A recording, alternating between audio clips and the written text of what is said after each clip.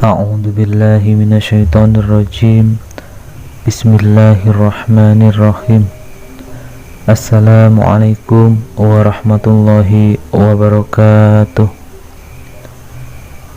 Alhamdulillahi wahda, wassalatu wassalamu ala rasulillah. Sahabat berkah channel rahimakumullah. Kali ini kita akan membahas ketika Allah subhanahu wa ta'ala menciptakan nafsu.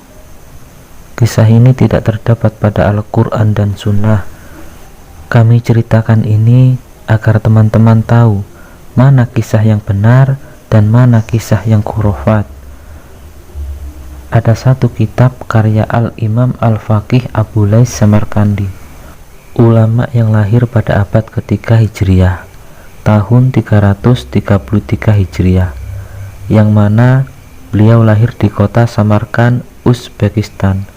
Beliau ini bukan sekedar ahli fikih, tapi juga mufasik yang mempunyai kitab tafsir yang namanya Bahrul Ulum. Kemudian beliau juga punya kitab Bustanul Arifin, kitab tasawuf Qurratul Uyun. Di situ beliau membahas tentang sanksi-sanksi dosa. Dalam kitab yang populer yang bernama Tanbihul Ghafilin, di dalam kitab tersebut beliau menceritakan ketika Allah subhanahu wa ta'ala menciptakan akal. Setelah Allah ciptakan, Allah subhanahu wa ta'ala bertanya kepada akal, "Ya aklu adbir fa'adbar."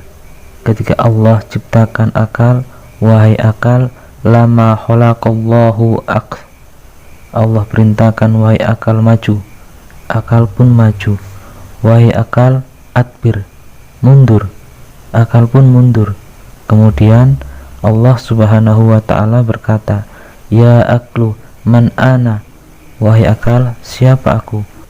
"Wa anta man," dan kamu siapa? Akal pun langsung menjawab, "Engkau Allah, dan engkau adalah penciptaku. Wa anna abduka dhaif, dan aku adalah hambamu yang lemah." Kemudian Allah subhanahu wa ta'ala mengatakan kepada akal, "Wahai akal, karena engkau sudah taat kepadaku, maka aku jadikan engkau ciptaanku yang paling mulia." Imam Al-Ghazali mengatakan, akal itu hati dan hati itu akal. Kemudian setelah Allah subhanahu wa ta'ala menciptakan akal, Allah subhanahu wa ta'ala menciptakan nafsu. Lama khalaqallahu nafsa qalah. Ketika Allah subhanahu wa ta'ala menciptakan nafsu, Allah perintahkan, "Ya nafsu, aqbili," maju. "La, aku tidak mau." Fa'abbas. Allah subhanahu wa ta'ala mengatakan lagi, "Adbiri fa'abbas." Wahai nafsu, mundur. "Aku tidak mau," kata nafsu. Dia melawan Allah subhanahu wa ta'ala. Kemudian Allah subhanahu wa ta'ala mengatakan, "Ya nafsu, man ana wa ma ans." Wahai nafsu, siapa aku dan siapa kamu? Nafsu menjawab, "Anta anta wa anna anna." Engkau ya engkau, aku ya aku. Nafsu membangkang kepada Allah subhanahu wa ta'ala. Ini yang dimaksud oleh ayat di dalam Al-Quran, pernyataan Nabi Yusuf, "Ma ubarri'u nafsi, inna la amaratun bisu." Nafsu mengajak kepada kejahatan. Kemudian Allah subhanahu wa ta'ala memerintahkan malaikat, "Wahai malaikat, masukkan nafsu ke dalam neraka yang sangat panas. Mi'ata am, 100 tahun. Setelah nafsu diazab di dalam neraka selama 100 tahun, Allah subhanahu wa ta'ala memerintahkan malaikat, "Wahai malaikat, keluarkan nafsu." Kemudian setelah dikeluarkan, Allah subhanahu wa ta'ala bertanya lagi pada nafsu, "Wahai nafsu, man ana wa ma ans." Wahai nafsu, siapa aku dan siapa kamu? Nafsu menjawab dengan jawaban yang sama, "Aku ya aku, engkau ya engkau." Maka Allah perintahkan malaikat untuk memasukkan nafsu ke dalam neraka, Narul Bar, ke dalam neraka yang sangat dingin. Karena setelah dikeluarkan dari neraka yang sangat panas, nafsu tetap membangkang, maka Allah Subhanahu wa ta'ala memasukkan nafsu ke dalam neraka yang dingin selama 100 tahun. Ketika sudah 100 tahun, maka nafsu dikeluarkan lagi. Lalu Allah Subhanahu wa ta'ala bertanya, "Ya nafsu, man ana wa man ans?" Wahai nafsu, siapa aku dan siapa kamu? Nafsu kembali menjawab, "Aku ya aku, engkau ya engkau," masih tetap membangkang. Maka Allah Subhanahu wa ta'ala memerintahkan malaikat lagi, "Wahai malaikat, masukkan nafsu ke dalam neraka al-ju' wal atos, neraka lapar dan neraka haus. Di dalam neraka tersebut nafsu tidak dikasih makan dan minum selama 100 tahun. Ada beberapa riwayat yang mengatakan di dalam neraka tersebut dikasih makan, tapi makanannya tidak membuat kenyang. Lalu setelah 100 tahun, Allah Subhanahu wa ta'ala memerintahkan malaikat untuk mengeluarkan nafsu. Setelah dikeluarkan, nafsu lemah, maka Allah bertanya kembali, "Ya nafsu, man ana wa ma ans?" Wahai nafsu, siapa aku dan siapa engkau? Nafsu pun menjawab, "Anta Rabbi wa anna abduka dhaif." Engkau adalah Allah Rabbi penciptaku dan aku adalah hambamu yang lemah. Barulah nafsu mengakui Allah Subhanahu wa ta'ala sebagai penciptanya. Inilah salah satu hikmah berpuasa. Kita lebih mudah menaklukkan nafsu kita. Al-Imam Ghazali mengatakan, orang yang paling bahagia adalah orang yang mampu mengalahkan nafsunya. Dia mampu mengatur nafsunya.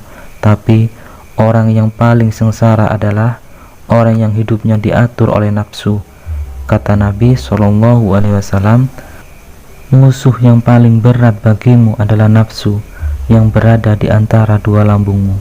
Di dalam hadis, Al-Imam Tabrani meriwayatkan, yang lahir pada tahun 260 Hijriah, beliau wafat pada tahun 360 Hijriah. Dalam kitabnya Al-Mu'jam, Nabi SAW bersabda, "Salasun muhlikon." 3 hal yang membinasakan. Su'ul muto', yang pertama kikir yang ditaati, yang kedua hawan mutaba', hawa yang diikuti. Jadi hawa ini tidak bisa dipisahkan dengan nafsu, maka selalu menjadi satu kata, hawa nafsu. Tapi dia berbeda. Yang memerintahkan segala sesuatu di dalam diri kita itu nafsu. Kemudian didorong untuk melakukan perbuatan yang dibisikkan oleh nafsu itu hawa. Kendaraannya hawa adalah syahwat. Jadi 3 hal ini tidak bisa dipisahkan, nafsu, hawa, dan syahwat. Syahwat artinya keinginan, dan hawa ini tidak bersifat negatif saja. Keinginan yang baik dinamakan hawa, keinginan yang buruk dinamakan juga hawa. Disinilah peran penting puasa sebagai latihan untuk mengendalikan hawa nafsu, yang mana manusia dituntut untuk mengendalikan hawa nafsu agar tidak diperbudak oleh nafsunya. Hawa nafsu cenderung membawa manusia kepada kesesatan. Sebagaimana firman Allah Subhanahu wa ta'ala, "Jangan kamu mengikuti hawa nafsu karena dia menyesatkanmu dari jalan Allah."